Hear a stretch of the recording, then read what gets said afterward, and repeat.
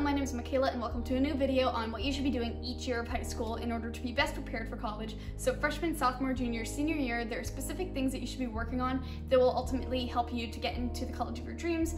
And this is, I guess, just the timeline to kind of go off of. I tried to make a lot of academic videos like this as well as vlogs and some other miscellaneous videos. So if you do like this, don't forget to like and also subscribe to my channel, and I really appreciate it. But moving on, freshman year of high school, what exactly should you be doing to get into a college? And it might seem like it's far away, but there are things that you should be working on, so then that way in the future you'll be more likely to meet your own goals. First of all, don't think of it as a practice round, think of it as round one, because freshman year does count when it comes to grades. It's actually a very good opportunity to get used to the classes and the workload, so take advantage of that and let yourself feel comfortable with it, and don't stress yourself out if you get bad grades. But that's another point, is to kind of leverage this year to get good grades for your GPA if your GPA is something that you're wanting to improve as much as possible, because freshman year tends to be the easiest. It's often the easiest to get as close to a 4.0 as possible.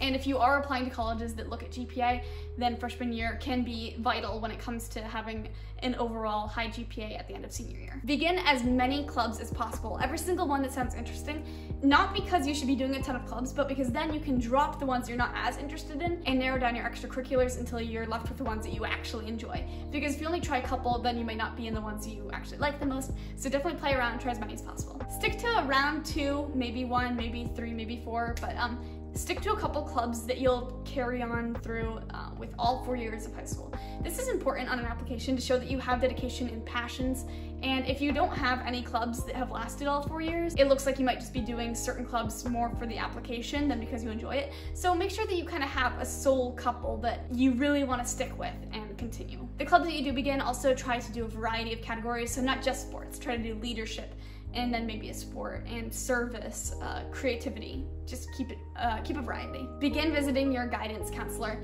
This is really important because at the beginning of freshman year, you need to map out which classes you're going to be taking throughout all 4 years of high school, and if you don't meet at the beginning of freshman year, later on down the road, you might realize there was a requirement that you hadn't taken sooner that you should have. Also, it's a good idea to forge a relationship with your guidance counselor, as they will eventually be writing you a recommendation. It's just beneficial for you to get on that as soon as possible and not wait until sophomore or junior year. Open up a document or a notebook to keep track of all your accomplishments, achievements, awards, all of that. It's going to get very tangled throughout the 4 years. Trust me, it's very hard to keep track of everything that's going on and everything that you want to include in your application to college.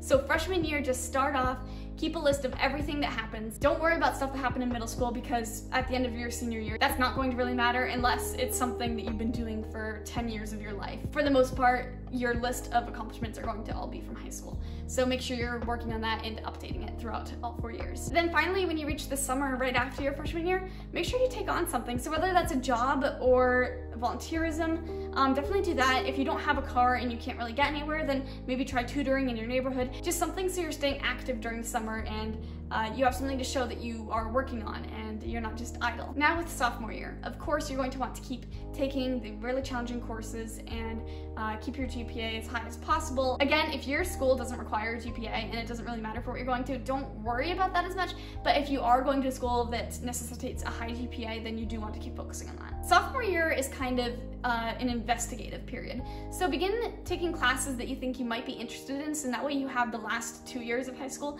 to delve deeper into those subjects that you might like a little bit more.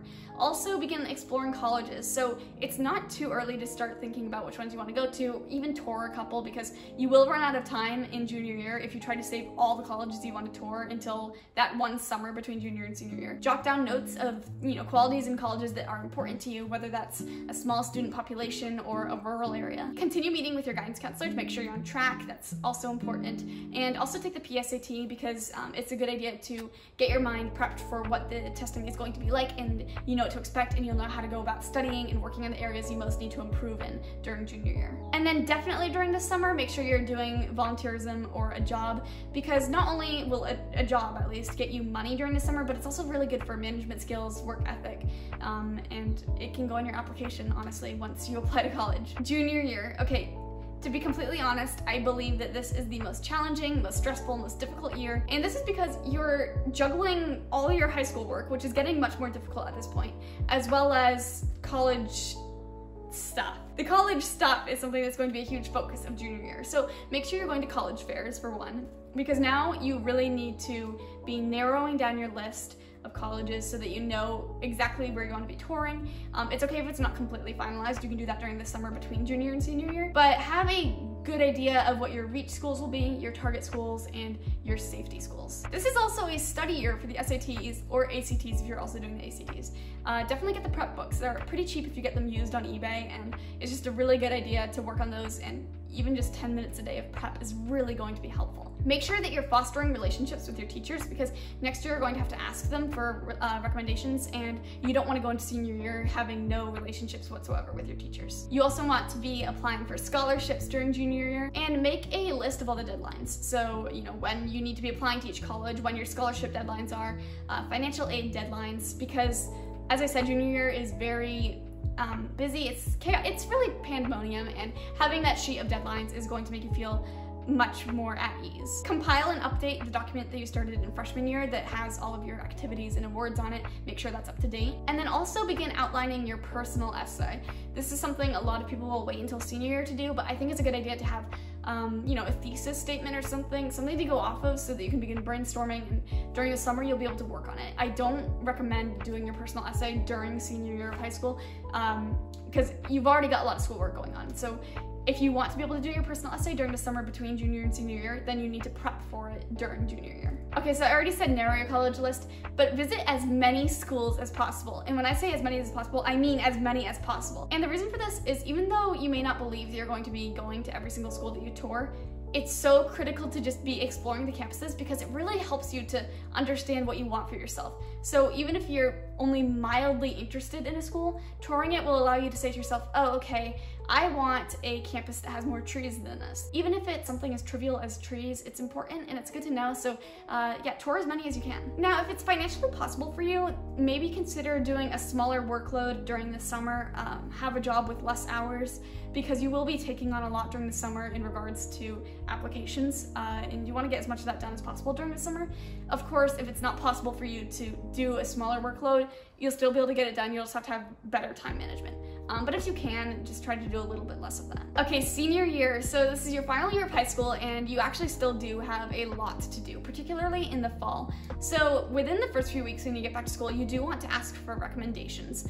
And the reason for this is you want to give your teachers plenty of time, and it's stressful for both them and you if you don't give enough time in advance. And also ask your counselor for a recommendation too, because you're going to need one from them. And I remember when I asked my counselor, she said, oh, you don't even need to ask. That's kind of like expected. Like, she was going to write one anyway because they have to write one for all the students. And she was actually really grateful that I asked, because apparently a lot of students just didn't bother asking her because she had to do it anyway. So long story short, make sure you ask your counselor, because I think it's just more courteous and it might help you more in the end as well. It's just a good idea to definitely ask. And also, after your teachers give you recommendations or after you ask them, make sure to like give them a thank you note or something, or even like a small gift. Well in advance, you should be asking for your transcripts as well, because you do not want to be stressing about those coming in on time. Check in with your guidance counselor again. Make sure that you can graduate on time. If you've been doing this since freshman year, it shouldn't be an issue, but make sure there's no last minute requirements that you still have to fulfill. Now, if rank and GPA is important to you, continue working as hard as possible at that, because senior year grades will still be looked at, and you definitely don't want to slack off in this final year, especially